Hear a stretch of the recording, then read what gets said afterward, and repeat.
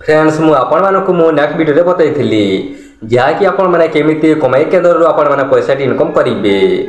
आपण मानक मु यह सिखाई नथिली कि आपण माने केमिति लॉगिन करिवे। आपण माने एही वीडियो रे फुल डिटेल भाबरे आपण माने जानि पारिबे कि आपण माने केमिति लॉगिन करिवे ए ऐप टी को एवं आपण माने केमिति आपनकर आईडी बनाइबे। आपण माने फुल प्रोसेस रे आपण माने एही वीडियो माध्यम रे सिखि पारिबे। आपण मानक मु एही वीडियो रे स्टेप बाय स्टेप सिखाई चलीबी। आपण माने केवल वीडियो को फास्ट टू लास्ट देखंतु जहाँ द्वारा कि आपण माने भल भाव जानि पारिबे एवं सिखि मध्य पारिबे एवं आपण माने कमाई केंद्र आपण माने पैसा इनकम करि पारिबे। आपण माने एही वीडियो रे ए टू जेड सिखि पारिबे केमिति आपण माने विड्रॉ करिबे एवं केमिति आपण माने गेम टी को खेलिबे ताहा ऊपर मु अनेक किछि बताइबाक चाहूछि एही वीडियो माध्यम रे। आपण मानकु मु एही ऐप विषय रे नुआ करि कहूछि कि आपण माने केमिति एही ऐप रु पैसा इनकम करिबे। आपण माने जेमिति एही ऐप टी को आपण माने इंस्टॉल करिबे एवं गेम टी खेलिबे आपण मानकु संगे संगे आपण मानकु 40 रु 50 टंका मिलि जिवो एवं आपण मानकु एही ऐप टी को आपण माने प्रतिदिन आपण माने खेलिबा पड़िबो। आपण माने एही गेम टी खेलिले आपण मानकु क्वांटी मिलिबो। आपण मानकु 1000 कॉइन रे आपण मानकु टंका डे मिली थाए। आपण माने जेमिति आपनकर लक्षे कॉइन हे जिवो आपण मानकु 100 टंका मिलिबो। आपण माने 100 टंका हेले ही आपण माने एही पैसा टी आपण माने विड्रॉ करि पारिबे। नहले आपण माने 2 लाख हेले मध्ये आपण माने विड्रॉ करि पारिबे। आपण माने चाहिले 3 लाख करिकि मध्ये आपण माने विड्रॉ करि पारिबे। आपण माने केवल एही ऐप रे 20 रु 30 मिनिट ही देबार अछि सेतु ही आपण माने पैसा टी इनकम करि पारिबे। आपण मानकु बेसी समय देबाक पड़िबो नाही। आपण माने केवल 20 रु 15 मिनिट केवल दियंतु एही ऐप रे एवं पैसा टी रोजगार करंतु। आपण मानकु एही ऐप रे टंका टी मध्ये इन्वेस्ट करबाक पड़िबो नाही। आपण माने नो इन्वेस्टमेंट रे ही आपण माने एही ऐप रे गेम खेलिकि आपण माने पैसा टी इनकम करि पारिबे। जहा कि मु निजे मध्ये एही ऐप रे गेम खेलिकि पैसा इनकम करिछि जहा कि आपण मानकु मु स्क्रीनशॉट मध्ये लगै देबी आपण माने देखिबे रियल रे। आपण माने जदी एही चैनल जदी फर्स्ट टाइम जदी वीडियो जदी देखुछंती ताहाले आपण माने चैनल को सब्सक्राइब करके रखंतु एवं लास्ट में आपण माने वीडियो टी जदी भल लागिथिले गोटे लाइक करिवे एवं निजर संग मान को शेयर करिवे जहा द्वारा कि आपण मान को संग मान मध्ये देखि सिखि पारिबे एवं एही कमाई केंद्र रु आपण को संग मान मध्ये पैसा टी इनकम करि पारिबे।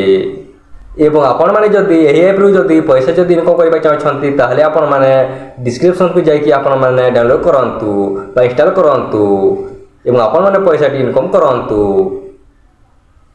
चलंतु आपण मानक मूल्यवान समय को नष्ट न कर वीडियो को आरंभ करबा। आपण माने स्क्रीन रिकॉर्डिंग देखि पारुथिबे मु स्क्रीन रिकॉर्डिंग लगै देछि। आपण माने सर्वप्रथमे आपनकर एही ऐप टी को ओपन करि नियंतु जहा कि मु मध्ये ओपन करि नउछि।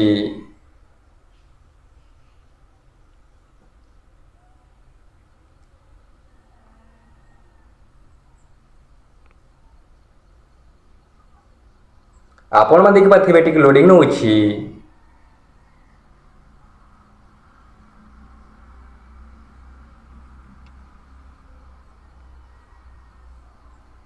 आपण माने देखि पाथिबे ओपन हे सारिछि। तापर आपण माने देखि पाथे ऊपर यूआई डील बोली लिखा हेछि। आपण माने एठी देखंतु एठी आपण माने क्लिक करनि अंतु मो मध्ये क्लिक करि नउछि। एमिति आपण माने जेमिति क्लिक कर देबे आपनकर दुईटी ऑप्शन आसी जिवो। फर्स्ट रे आसी जिवो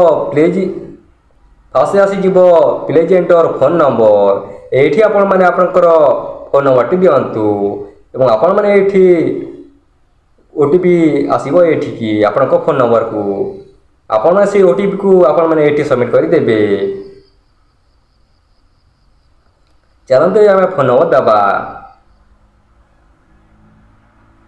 आपण माने एमिति सबमिट करि सरला परे ओटीपी को आपण माने एही लॉगिन ऑप्शन रे क्लिक करंतु। आपण माने एठी देखंतु एठी अछि। चलंतु हम लॉगिन करि नबा। आपण माने जेमिति लॉगिन करि देबे आपनकर एमिति आसी जिवो। एहा को आपण माने काटि नियंतु एमिति आसीले। तापर आपण देखि पाथेबे समस्त ऊपर विड्रॉ ऑप्शन टी अछि। आपण माने एठी देखंतु एठी अछि ए विड्रॉ ऊपर आपण माने क्लिक करि नियंतु मु मध्ये क्लिक करि नउछि। एठी आपण माने देखि पाथेबे आपनकर टोटल कॉइन मध्ये आसी जाइछि एवं आपण देखि पाथेबे अकाउंट नंबर मध्ये अछि। आपण माने एठी देखंतु ଏଠି ଦେଖନ୍ତୁ ଏଠି ଆପଣମାନେ ଆପଣଙ୍କର ଆକାଉଣ୍ଟ ନମ୍ବର ଦିଅନ୍ତୁ ଏବଂ ଆପଣମାନେ ଏଠି ଆପଣଙ୍କର ନାମଟି ଦିଅନ୍ତୁ ଏବଂ ଆପଣମାନେ ଏଠି ଆପଣଙ୍କର ବ୍ୟାଙ୍କର IFSC କୋଡ଼ ଦିଅନ୍ତୁ, ଯାହାକି ଆପଣମାନେ ଏଠି ଦେଲେ ମଧ୍ୟ କିଛି ମଧ୍ୟ ପ୍ରୋବ୍ଲେମ୍ ହେବ ନାହିଁ, ଯାହାକି ଅନେକ ଗୁଡ଼ିଏ ଲୋକମାନେ ମଧ୍ୟ ଖେଳୁଛନ୍ତି, କିଛି ମଧ୍ୟ ପ୍ରୋବ୍ଲେମ୍ ଆସୁନାହିଁ। ମୁଁ ମଧ୍ୟ ଦେଇଦେଉଛି, ହେଲେ କିନ୍ତୁ ମୁଁ ବ୍ଲକ୍ କରିକି ରଖିବି, କାହିଁକି ନା କି ଏସବୁ ହେଉଛି ସିକ୍ୟୁରିଟି ଜିନିଷ।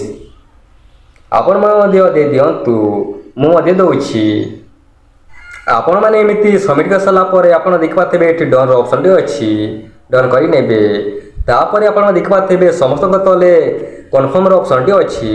ଆପଣମାନେ ଏଠି ଦେଖନ୍ତୁ, ଏଠି ଅଛି, ଏଠି ଅଛି, এই କନଫର୍ମର ଅପସନ୍ରେ ଆପଣମାନେ କ୍ଲିକ୍ କରିନେବେ। ମୁଁ ମଧ୍ୟ କ୍ଲିକ୍ କରି ନେଉଛି।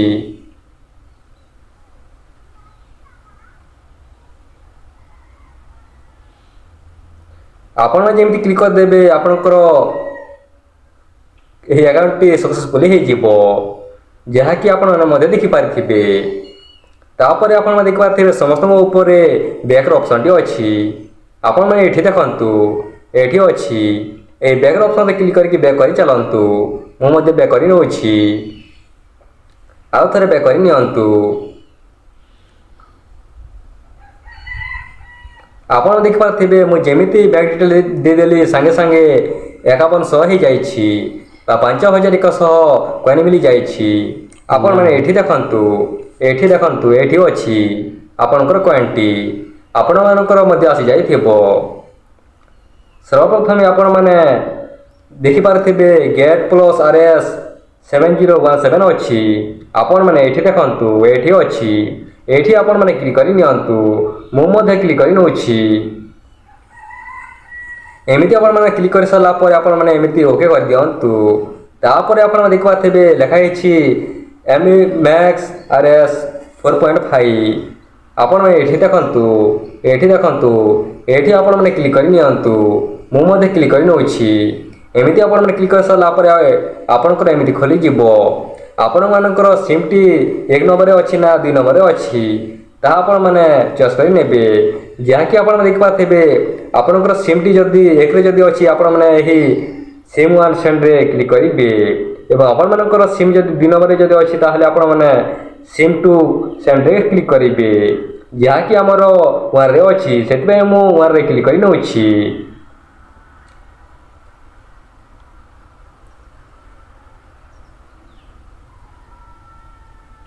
ଆପଣମାନେ ଯେମିତି ଏହି ସିମ୍ 1ରେ ସେଣ୍ଡ କରିଦେବେ ଆପଣଙ୍କର 10ରୁ 15 ମିନିଟ୍ କାଉଣ୍ଟ ହେବ।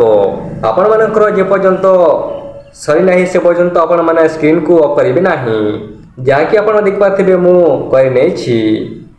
ତାପରେ ଆପଣମାନେ ବ୍ୟାକ୍ କରିକି ଯିବେ, ଆଉ ଥରେ ଆପଣମାନେ ବ୍ୟାକ୍ କରି ନିଅନ୍ତୁ। ଏମିତି ଆପଣମାନେ ବ୍ୟାକ୍ କରିସାରିଲା ପରେ ଆପଣମାନେ ଏହାକୁ କାଟି ନିଅନ୍ତୁ। ତାପରେ ଆପଣମାନେ ଦେଖିପାରୁଥିବେ ଲେଖା ହେଇଛି ସର୍ଭେ ରିୱାର୍ଡ଼। ଆପଣମାନେ ଏଠି ଦେଖନ୍ତୁ, ଏଠି ଦେଖନ୍ତୁ, ଏଠି ଆପଣ ଦେଖିପାରୁଥିବେ +20 ଅଛି, ଏଠି ଆପଣମାନେ କ୍ଲିକ୍ କରି ନିଅନ୍ତୁ। ଆପଣମାନେ ଯେମିତି କ୍ଲିକ୍ କରିଦେବେ ଆପଣଙ୍କର ଏମିତି ଖୋଲିଯିବ। ଆପଣମାନେ ଦେଖିପାରୁଥିବେ ଚେକ୍ ଇନ୍ର ଅପସନ୍ଟି ଅଛି। ଆପଣମାନେ ଏଠି ଦେଖନ୍ତୁ, এই ଚେକ୍ ଇନ୍ରେ ଆପଣମାନେ କ୍ଲିକ୍ କରି ନିଅନ୍ତୁ। ଆପଣମାନେ ଦେଖିପାରୁଥିବେ ମୁଁ ଯେମିତି ଚେକ୍ ଇନ୍ରେ କ୍ଲିକ୍ କରିଦେଲି ମୋର କଏନ୍ଟି ବଢ଼ିଯିବ। ତାପରେ ଆପଣମାନେ ଦେଖିପାରୁଥିବେ ଚ୍ୟାନେଲ୍ ରିୱାର୍ଡ଼ ଅପସନ୍ଟି ଅଛି। ଆପଣମାନେ ଏଠି ଦେଖନ୍ତୁ, ଏଠି ଦେଖନ୍ତୁ, ଏଠି କ୍ଲିକ୍ କରି ନେବା, ଆପଣମାନେ ମଧ୍ୟ କ୍ଲିକ୍ କରି ନିଅନ୍ତୁ। ଏମିତି ଆପଣମାନେ କ୍ଲିକ୍ କରିସାରିଲା ପରେ ଆପଣଙ୍କର ଏମିତି ଖୋଲିଯିବ, ଏହାକୁ ଆପଣମାନେ ବ୍ୟାକ୍ କରି ନିଅନ୍ତୁ। ତାପରେ ଆପଣମାନେ ଦେଖିପାରୁଥିବେ ସ୍ପିନ୍ ଆଣ୍ଡ ୱିନ୍ର ଅପସନ୍ଟି ଅଛି। ଆପଣମାନେ ଏଠି ଦେଖନ୍ତୁ, ଏଠି ଦେଖନ୍ତୁ, ଏଠି ଦେଖନ୍ତୁ, ଏଠି ବି ଆମେ କ୍ଲିକ୍ କରି ନେବା। ଏଠି ଆପଣମାନେ ଦେଖିପାରୁଥିବେ ଏଠି 5ଟି ଥାଏ, ଆପଣମାନେ ଦେଖିପାରୁଥିବେ ଏଠି 5ଟି ଥାଏ, ହେଲେ କିନ୍ତୁ ଏପର୍ଯ୍ୟନ୍ତ 1 ହେଇଛି। ଚାଲନ୍ତୁ ଏବେ ଆମେ ଗୋଟିଏ ଥର କ୍ଲିକ୍ କରି ନେବା।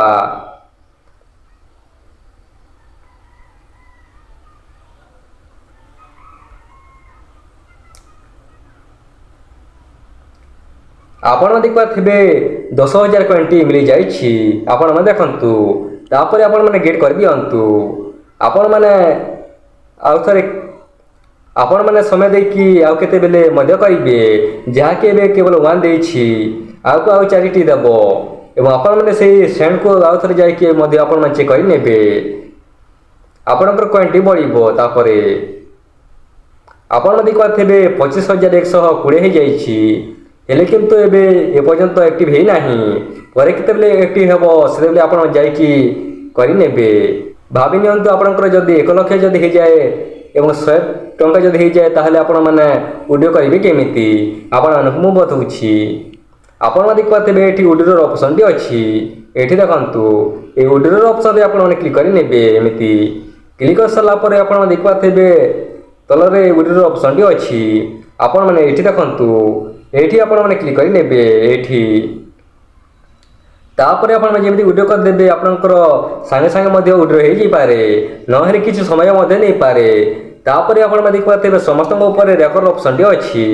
ଆପଣମାନେ ଏଠି ଦେଖନ୍ତୁ এই ରେକର୍ଡ ଅପସନ୍ରେ ଆପଣମାନେ କ୍ଲିକ୍ କରିନେବେ। ମୁଁ ମଧ୍ୟ କ୍ଲିକ୍ କରିନେଉଛି। ଆପଣମାନେ ଦେଖିପାରୁଥିବେ ଏଠି ସକ୍ସେସର ଅପସନ୍ଟି ଅଛି। ଆପଣମାନେ ଏଠି ଦେଖନ୍ତୁ, ଏଠି ଆପଣମାନଙ୍କର ଯଦି +100 ଯଦି ଆସିଯାଏ ଏବଂ ଆପଣଙ୍କର ବ୍ୟାଙ୍କ ଡିଟେଲ୍ ଯଦି ଆସିଯାଏ ତାହେଲେ ଆପଣଙ୍କର ବ୍ୟାଙ୍କକୁ ପଇସାଟି ଆସିଯାଇଛି। ଏବଂ ତାପରେ ଆପଣମାନେ ଦେଖିପାରୁଥିବେ ଏଠି ଟ୍ରାନ୍ସଫରିଂର ଅପସନ୍ଟି ଅଛି। ଏଠି ଦେଖନ୍ତୁ, ଏଠି ଯଦି ଅଛି ତାହେଲେ ଆପଣଙ୍କର ପଇସାଟି ଟ୍ରାନ୍ସଫର ହେଉଛି।